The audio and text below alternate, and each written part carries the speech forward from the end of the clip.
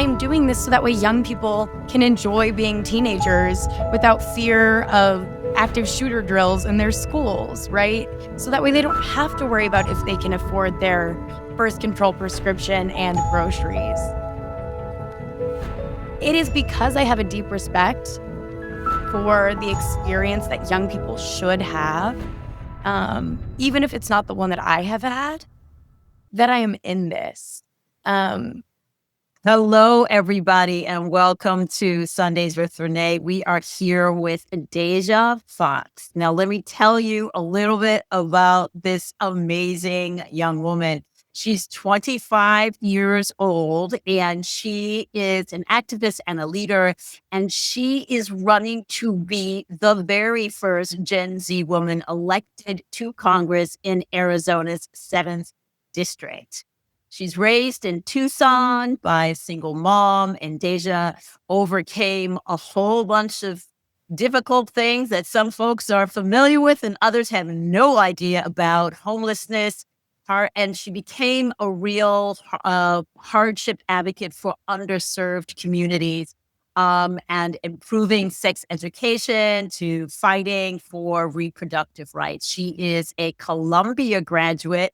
Barnard here. So yes, we are sisters, and former staffer for Kamala Harris's presidential campaign. And she's been recognized by Forbes and Teen Vogue and global organizations for her impactful work. She is back in Tucson, continuing her fight for women and youth and Southern Arizona. So welcome, Deja. Thank you so much for having me. I'm grateful to be here. We're in the thick of this race. Oh my goodness. I know you've had an important and busy morning already. But you know what, Deja, the thing that I loved when I first met you. So we met each other at a women's makers conference. And the thing that impressed me so much about you was your energy, but also your brilliance and your sort of steadfastness. And I'm thinking to myself, I can't remember how a time when I was that confident at that age. And so there's just something about you that is so authentic that I wanted to have you on so people know that folks like you exist. So I just wanted to ask you, how did you decide not only to be involved with politics, but to actually run for an office? Because that's a very different situation, which I'm sure you are learning. Tell me how that all came to be. Well, first, thank you for those thoughtful compliments. I'm 25, but I'm not new to this work. In so many ways, I see my political origin story as the way I was raised. I was raised by a single mom, like you mentioned, right here in the place that I'm running for office now. And I relied on Section 8 to keep a roof over my head, SNAP benefits or food stamps, right, to just have dinner on the table, Medicaid to go to the doctors when I wanted to get a physical, to play sports in school. I knew what it was like to be a free lunch kid in our public schools. And so for me, the political and policy has always been a part of my life, truly from my upbringing. But it wasn't until I was 15 that I took on my first advocacy battle. And that was about a decade ago, if you can believe it. And it was all because my mom, who, like I said, raised me, she worked every odd job you could imagine while I was growing up. She delivered flowers. She was a caregiver for the elderly. She cleaned houses. But she also struggled with addiction, like so many Americans. And by the time I was 15, it had gotten really tough. And while she navigated a rehabilitation process, I was on my own. I bounced around between friends' houses and eventually ended up living with my boyfriend at the time and his family. And at the very same time, I was learning a sex education curriculum in my public school that was last updated in the 80s, that didn't mention consent, that was medically inaccurate, and was taught by the baseball coach.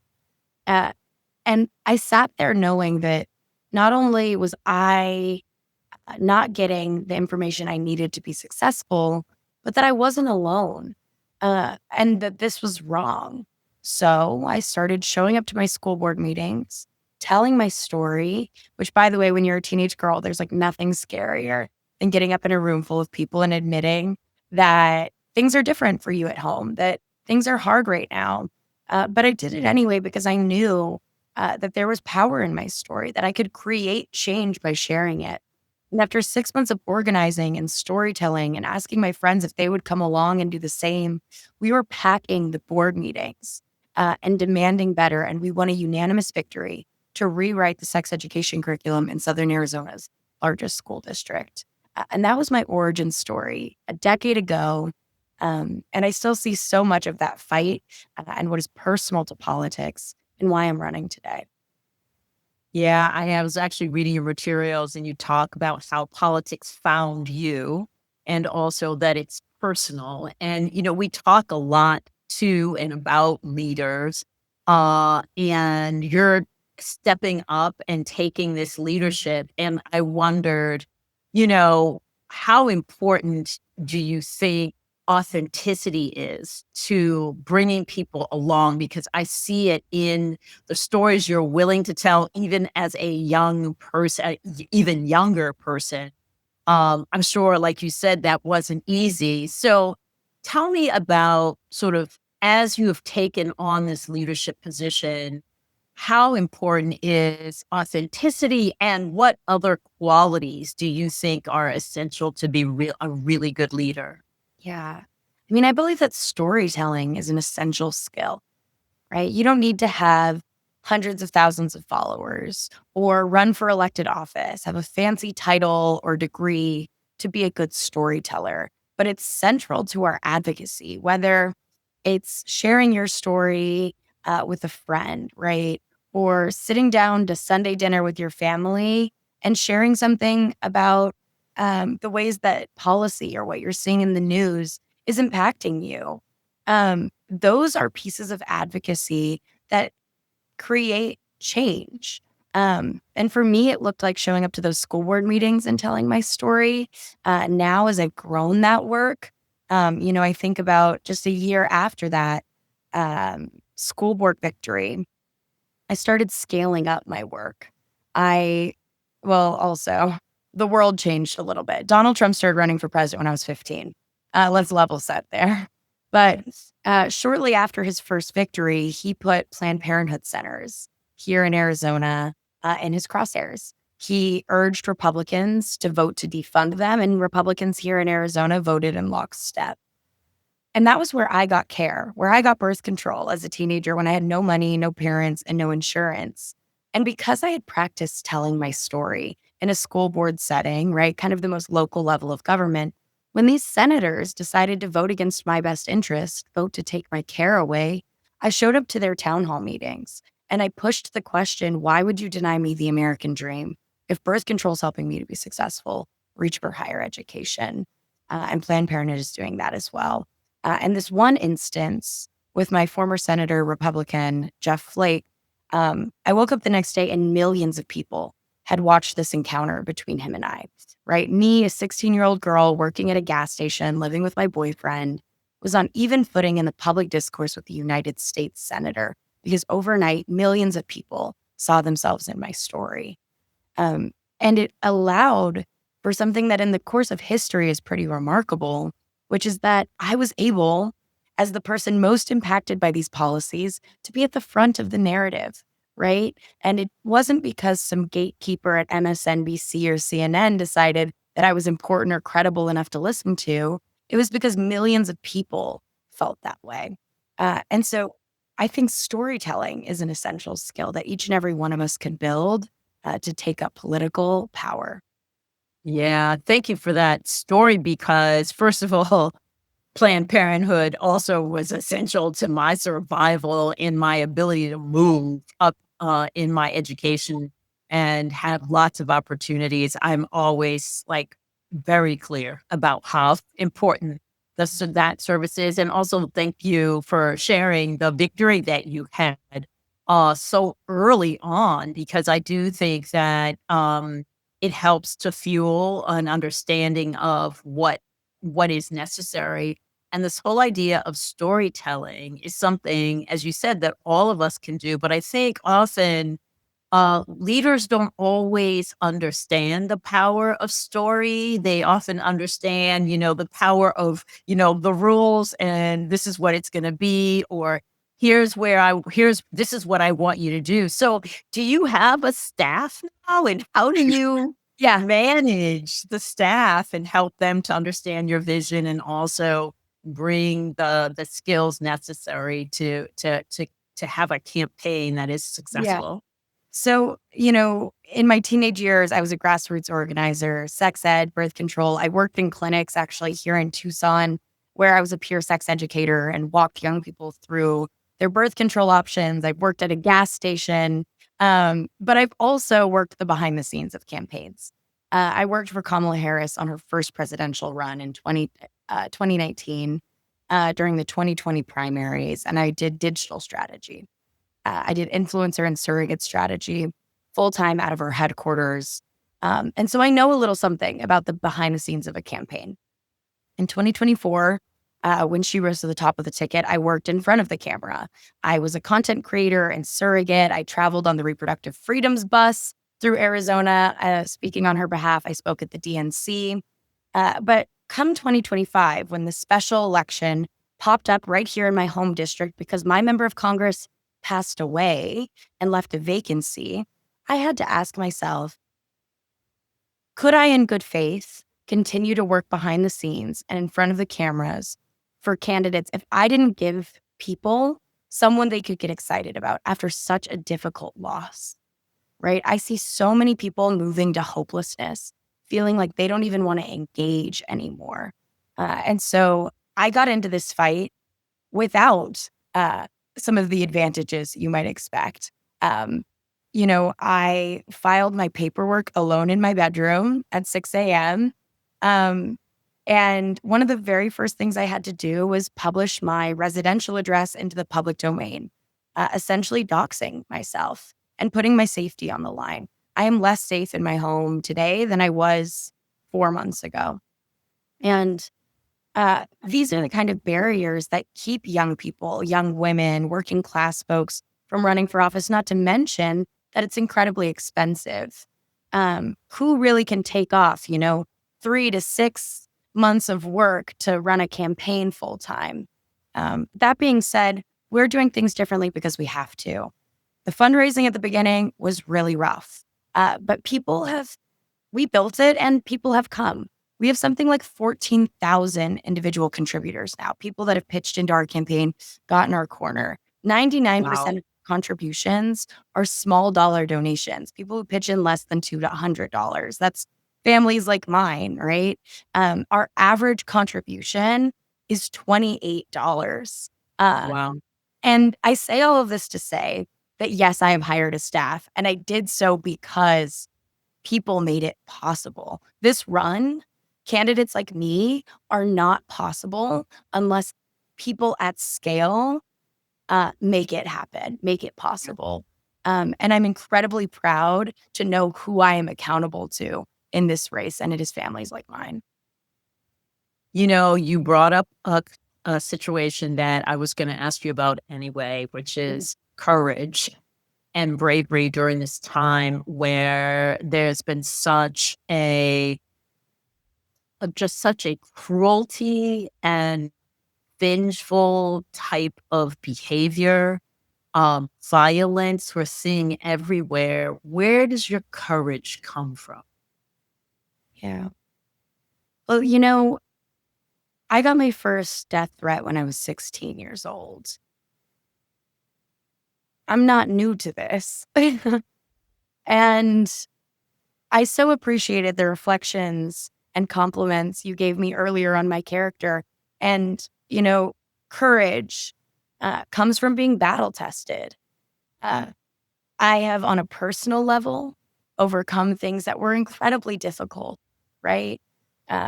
Homelessness, uh, to being the first in my family to go to college. Um, and what I think are some of the parallels there are that I know what it's like to be scrappy, to make it work, to make it to the end of the month. Uh, and I know who I am fighting for, right? When things get really tough on this campaign, and they do, I often just call to mind who I'm doing this for. And it's for single moms, like the one that raised me. It's for girls like the 16-year-old I once was, who deserved a fighter and was let down by elected officials who couldn't even imagine the kind of life I was living, right? And so I believe that folks like us deserve a fighter, and I'm willing to be that person.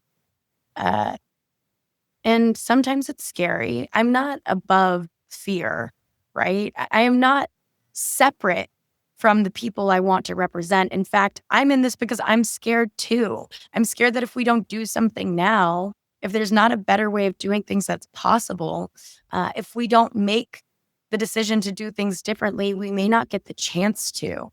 And I know that there's a version of my younger self out there who deserves to feel fought for.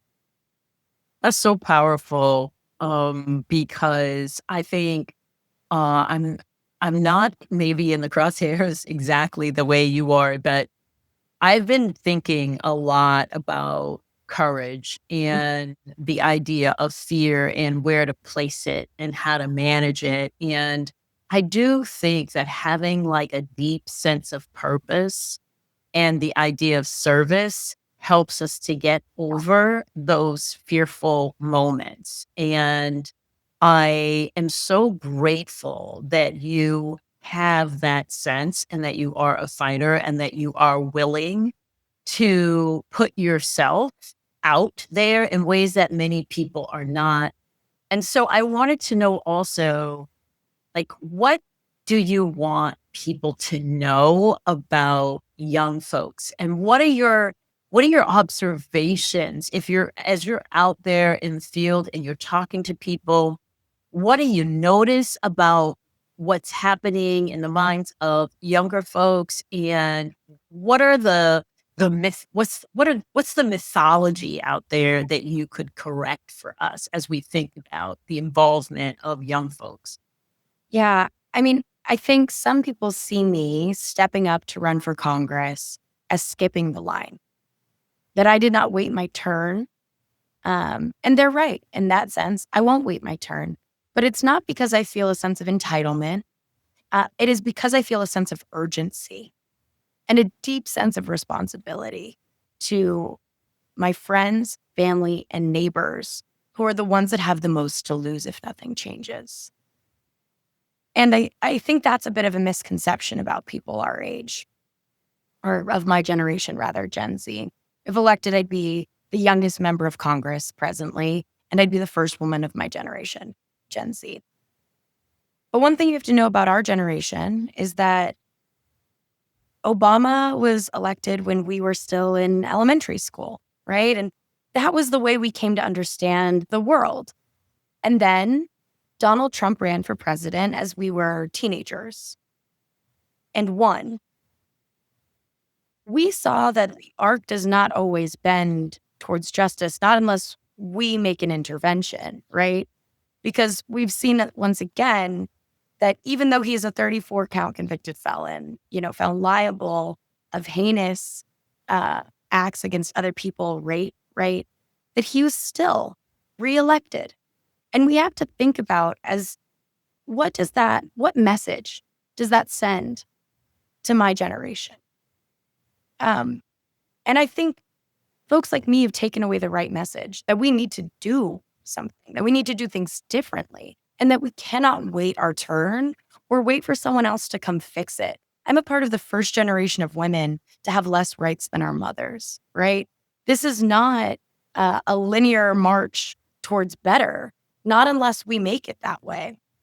Um, and, one of the things I'm most proud of about this campaign is that I'm running in a special election. Like I said, my member of Congress passed away while in office. We need to have hard conversations about age. There's currently a vacancy in the House because of it. 800,000 plus people in my district have nobody representing them in Congress right now. Nobody speaking up for us when Donald Trump is trying to cut health care, steal food off our tables to line the pockets of billionaires. And, you know, young people understand that there is a sense of urgency here. And our campaign is communicating to them that they have a shot to make history by getting in our corner. There's only 30 something days. July 15th is our election. And we see young people turning out to get involved, right? They are knocking doors for the first time when they never have before. They're making their very first political contribution, even if it's only $5. And come election day, as we get our results back, so many people in this election, special election primary, right, are banking on it being low turnout, that young people will not show up. And we intend to prove them wrong. I am so excited about what you're doing. And so if you all are as impressed with this young woman as I am, hopefully people will also contribute to your campaign. And I guess one question I have is, when you win, you're going to have to represent lots of people with lots of different perspectives and ideas. And I just wonder, like, what kind of leader do you want to be, of not the folks who kind of get it, but the folks who may have maybe not voted for you, but nevertheless are part of your constituency? No matter what job I've held, right? Gas station attendant, uh, campaign staffer, content creator, and now candidate for Congress. Um, if things go right, member of Congress, I've drawn a through line in that work. I know what I want to be, and it has nothing to do with these job titles. It has everything to do with being a good role model. And we have one of the worst role models possible in the White House right now, right? There are people on the other side who are failing uh, to live up to the standards we teach our children: right from wrong, respect for others, right? And talk is cheap. That's why I believe in action. Our campaign, like I said, is refusing corporate PAC dollars. We are not funded by billionaires. We are funded in 99%. I can't stress that number enough. If you're not a political like wonk, like this is not supposed to happen. This is like very unusual to be at that level of small dollar donors. But it is so clear to me that that is how government should work, right? That is the title of this job. The job title is representative. And how are we supposed to be representative of people who are struggling to make rent this month, who have to choose between bills and back to school clothes, who have to make hard decisions in the grocery checkout line, if you've never even lived those experiences, right? Someone like Donald Trump has probably never even done his own grocery shopping. Like, let's be honest. And so I believe that through my personal story, my connection to the policies that we are debating in DC, I can reach across the aisle. It doesn't matter if you live in urban or rural areas, if you vote red or you vote blue, if you're Gen Z or a boomer. When you hear stories like the one I shared earlier, that birth control helped me to be successful, take control of my body and my future, that it made it possible for me to be the first in my family to go to college, people see themselves in that. They see their aspirations for themselves, for their children, their grandchildren in these stories. And while issues like reproductive rights might be contentious, a story like that makes sense to people. And I believe that I would be one of the strongest messengers in our party. In a time where the Democrats have an approval rating of like 27%, I mean, truly in the gutters, we need to be electing stronger messengers, people who connect with the folks we stand to lose, young people, working class folks. You know, you really are speaking to the power of proximity and the issue that we have with many of our representatives, that they have no such proximity to the people who need the most and who they are elected to serve. So I am grateful that you are able to make that connection and bring that perspective, because it's one of caring and compassion. And I think that that's so wow, missing in many holes of politics. So I wondered also who you derive your inspiration from. Oh, Who are your role models? How do you keep yourself going from day to day as you are, working through all that must be happening that we don't even know about? yeah. How do you stay motivated? Who helps you through this time? Yeah, I mean, I told the story of the single mom that raised me and that, there was some really rough parts of our relationship when I was a teenager. She navigated rehabilitation, but I'm proud to say that she has been sober for over 8 years now, and that she is my number one door knocker. Nobody in this campaign has knocked more doors than my mom, collected more signatures than my mom. Um, she rides with me everywhere. If I need an That's extra set of so hands, she's awesome. there. And she's in my corner without a doubt, 110%. And I'm in this race. There are people also in this primary who, for example, are the former congressman's daughter, right? She inherited an email and fundraising list from the former congressman's team, which is one of the most major advantages you could have in this race. Has a legacy last name, decades of DC connections. Um, and I'm not here to say that that's unfair. That's sort of politics as usual. That's actually par for the course. Um, but what I think is interesting to reflect on is that people like my mom deserve to have a say in this political system too. It should be decided by the people who show up. And it shouldn't have anything to do with how much money or influence you have. And I'm proud to say that, people like me and my mom have been locked out of power, people like our families for far too long. But that we have an opportunity to change that in the next 30 something days. Awesome. So I think my last question is, how would you describe yourself Yeah. as a leader? What's your persona out there on the campaign trail?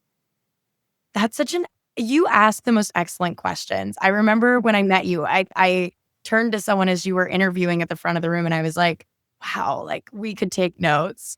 Um, and what's interesting is I've had a public life since I was 16 years old, right? That first viral moment, going toe to toe with my Republican senator, waking up the next day, millions had seen the video.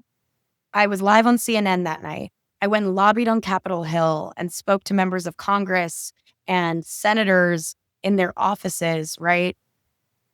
And I am a part of the first generation to come of age online, to get real time feedback as we are figuring out who we are and what we think and how we want to express ourselves, right? Real time comments and likes. And so it's hard, but also interesting to try to pull out and separate um, who I am as a leader. And I think in some ways, this might come as a surprise, but I'm a bit of a reluctant leader. Um, that I have never been the kind of person who was like, me, I want to do it, put me at the front. Um, I am brought to this because of a sense of responsibility to do it. And sometimes I think about what my teenage years would have been like if I hadn't had that public eye on me, right? To be 16 and then all the way on to 25 with a really hot spotlight on me. People asking me, what are we supposed to do from here, right? Under the first Trump administration and now the second, telling me that they need me to give them inspiration and hope. Um, I feel equipped to rise to the challenge, but I also, like so many young people, am being tasked with fixing problems I didn't create. Things like climate change, right? Rollbacks of our reproductive rights, authoritarianism on the rise. Um, and sometimes Yeah. I wonder, um, you What do you know, think? What do you think? How would Deja be? if she hadn't decided to step up when she was 15, I, and where would we all be? I mean, and I think I am in this race wholeheartedly, and for the last decade have been doing this work, and will be continuing to do it for decades more. Um, but I don't expect that of everyone. In fact, I am doing this so that way young people can enjoy being teenagers without fear of active shooter drills in their schools, right? So that way they don't have to worry about if they can afford their birth control prescription and groceries. It is because I have a deep respect for the experience that young people should have, even if it's not the one that I have had, that I am in this. Um, and, one of my first calls when I was deciding if I was going to get into this race, and like I said, my member of Congress passed away in late March. I had about 7 days to decide if I was going to get into this race. And some of my first calls were my big sisters. And when I told them I was thinking about this, and this answers your question, what if I hadn't done what I had done when I was 15 and who would I be now? They were like, you have always been this person. And gave them the mandate, right? Like everybody in my life has a different job on this campaign, but that it was their job, that when this got really tough or when it got really exciting and really good, to remind me who I am. that's so powerful, Deja. That's so powerful. We call that a calling, actually. And clearly, we are so grateful that you have chosen to answer the call with integrity and with courage. And we wish you the very best. Thank you so much. I appreciate having folks like you in my corner. And I want folks to know that there is a better way of doing things that's possible. There's a different way of doing things. And I hope you'll get in our corner with the 14,000 folks who have contributed to make something better happen. I'm happy to say I'm part of the 14,000. More. I'm gonna keep going. I'm gonna keep going. I now have a date in mind, so I now need to focus on that. But thank you so much. We appreciate you, and yeah, we'll stay in touch. Thank you. Thanks for having me. Thanks for joining us. Be sure to follow me at Vernā Myers on Instagram and Twitter. You can also listen to my podcast on Spotify and Apple Music. Subscribe to my channel and share this episode with someone who is going to join us in this space. Make sure to visit my website for DEI resources and online learning courses at vernamyers.com. And make sure you sign up for my newsletter to stay in touch with me. Thank you again for listening, and see you next time for more Sundays with Vernā.